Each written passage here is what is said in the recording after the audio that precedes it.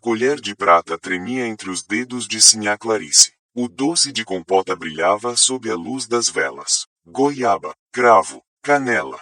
O cheiro era perfeito, mas mesmo assim, ela hesitou. Eu sou a Sinhá Clarice. Diziam que eu era a alma desta fazenda.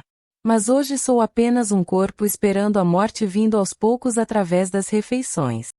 Aquela negra da cozinha, a Joana, eu tirei dela aquilo que ela mais amava. A vida daquela infeliz que ela chamava de filha. Uma semente de pecado que meu marido plantou no ventre dessa maldita cozinheira. Desde então, cada almoço ou jantar que ela servia tinha gosto de funeral. No Brasil escravocrata, existia um lugar onde até os senhores perdiam parte do controle: a cozinha. A casa grande era sustentada por vigilância, castigo e medo. Os corredores ecoavam ordens, rezas e choros abafados. Tudo era observado, tudo era punido, mas atrás do fogão a lenha existia outro mundo.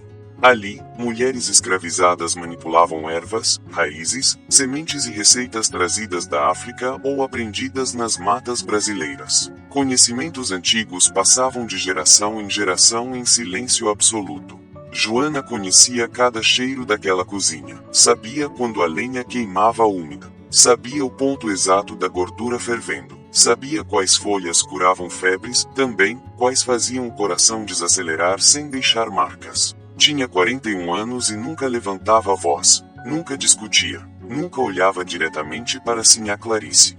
Era o tipo de mulher que parecia aceitar tudo, talvez por isso, ninguém tenha percebido o tamanho da dor que ela carregava. Sua filha, Janice, tinha acabado de completar 20 anos. Às vezes era vista ajudando na cozinha, cantarolando baixinho enquanto cortava frutas ou afagava os cabelos da mãe perto do fogão apagado.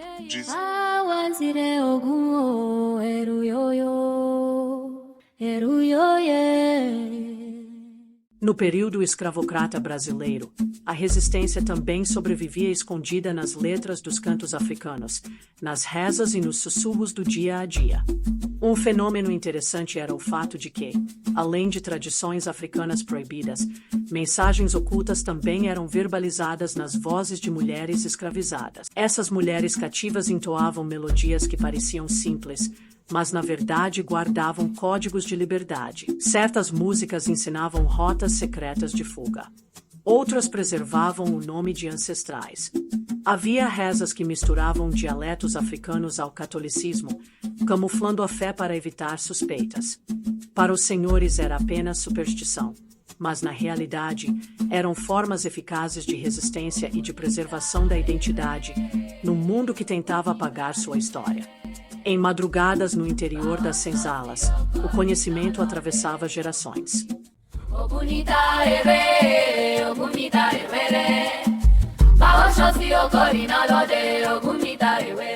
Diziam que ela tinha os olhos do senhor da fazenda e Sinhá Clarice odiava aquilo. Cada vez que via a jovem atravessando o terreiro, sentia crescer dentro de si uma mistura de raiva, vergonha e humilhação. Porque Janice era a prova viva de algo que deveria permanecer escondido. Numa noite de chuva forte, os cachorros começaram a latir sem parar. Depois veio um grito, curto, abafado. Na manhã seguinte, o corpo de Janice apareceu próximo à senzala. Ninguém fez perguntas, ninguém ousou perguntar. Joana apenas caminhou até o corpo da filha, abaixou-se lentamente e passou a mão sobre os cabelos de Janice. E ficou ali em silêncio, sem lágrimas, sem gritos, sem desespero. Alguns escravizados desviaram o olhar, outros disseram que aquele silêncio era pior do que qualquer maldição.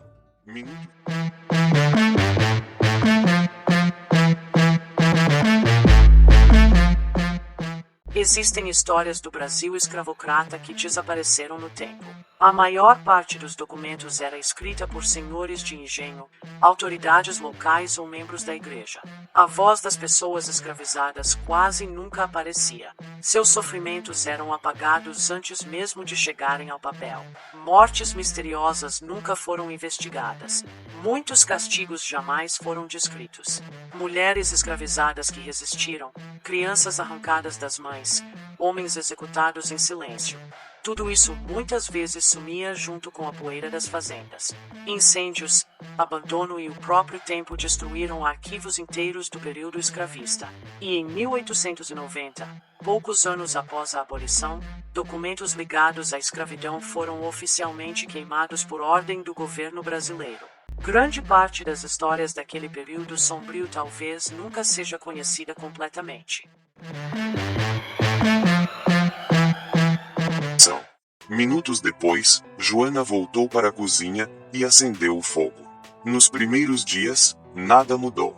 As refeições continuaram fartas, os doces continuaram impecáveis, as bandejas continuaram chegando nos mesmos horários. Mas, então, Sinhá Clarice começou a perceber pequenas coisas. O café da manhã parecia deixar um gosto metálico na boca, as pernas amanheciam pesadas, os dedos tremiam levemente ao segurar os talheres. Em algumas noites, o coração batia rápido demais, em outras, lento demais. Certa tarde, enquanto subia as escadas da casa grande, sentiu uma tontura tão forte que precisou se apoiar na parede. O ar parecia mais pesado, respirar exigia esforço. Mesmo assim, os médicos da região não encontravam explicação. Um falava em febre tropical, outro dizia que era melancolia feminina, havia até quem acreditasse em castigo divino. Clarice começou a observar Joana mais atentamente. Os movimentos lentos, o rosto calmo, a maneira como mexia o doce de leite sem desviar os olhos da panela. Às vezes, Sinhá Clarice tinha a sensação de que a cozinheira sabia exatamente quanto tempo ainda lhe restava. Meu coração falhava como um relógio quebrado. Minhas mãos ficavam geladas mesmo diante do fogo. E o ar desaparecia dos meus pulmões. Numa madrugada, Sinhá Clarice acordou assustada com a própria respiração. Tentou chamar os empregados, mas nenhuma voz saiu de sua boca. Joana entrou carregando uma lamparina e a luz amarelada revelou o rosto pálido da Sinhá coberto de suor. A cozinheira colocou um pano úmido sobre sua testa. Depois ofereceu uma infusão de ervas. Sinhá Clarice hesitou antes de beber. Joana permaneceu imóvel, esperando. Às vezes eu pensava que ela colocava feitiços africanos dentro da comida. Mas no fundo, havia algo ainda mais assustador. E se não fosse feitiço algum?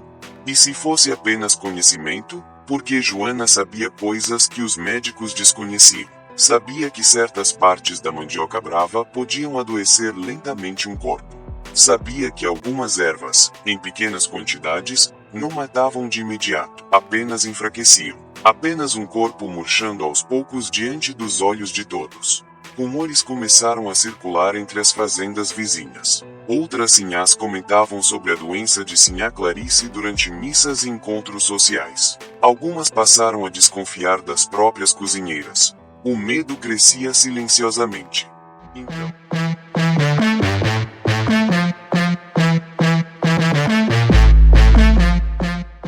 1842. Itu, interior de São Paulo. Felicidade, uma cozinheira escravizada, foi acusada de envenenar seu senhor, o capitão Manuel Joaquim Pinto, na fazenda da Barra. Ela recebeu condenação às galés, uma das punições mais duras do período. 1845. Campinas, interior de São Paulo. O escravizado, João de Nação, usou ferramenta de trabalho contra seu senhor, Pedro Antônio Oliveira. Foi condenado à forca. 1850. Fazenda do Sapucaí, Minas Gerais. Francisco de Sales tirou a vida de João Alves de Oliveira usando arma branca. Francisco foi julgado e condenado à pena de morte. 1876. Freguesia de Pilar, Alagoas. O escravizado chamado Francisco tirou a vida de seu senhor, João Evangelista de Lima, usando um instrumento perfurante no conflito. Após julgamento, ele foi executado legalmente. Foi o último caso de pena capital no Brasil.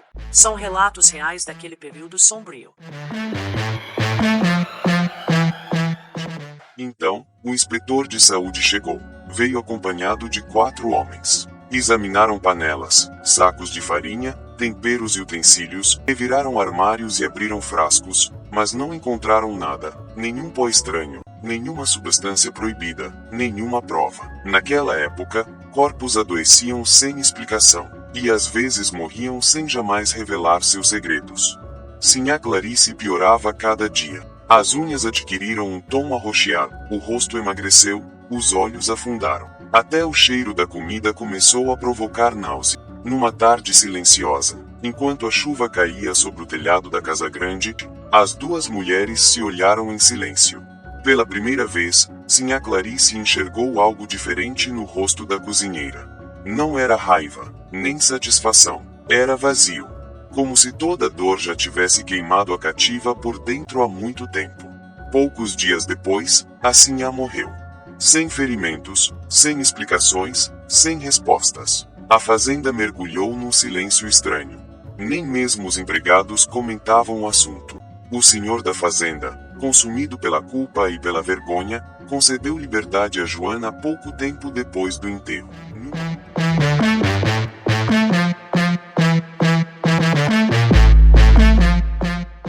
Quando um escravizado tirava a vida de seu senhor ou feitor, o Estado agia com rapidez implacável.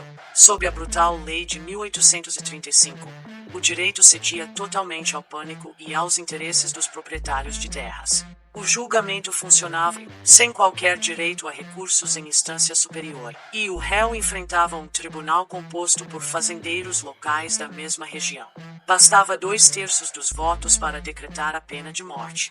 A única salvação do condenado dependia da chamada graça imperial, onde a defesa apelava diretamente ao imperador Dom Pedro II para solicitar clemência. Se o monarca aceitasse o pedido, a forca era evitada, convertendo a pena em galés perpétuas, uma vida inteira de trabalhos forçados com pesadas correntes presas aos pés. Mas caso fosse negado, o destino era a execução por enforcamento em praça pública, uma cena de horror utilizada para espalhar o terror e tentar manter a ordem do sistema escravocrata.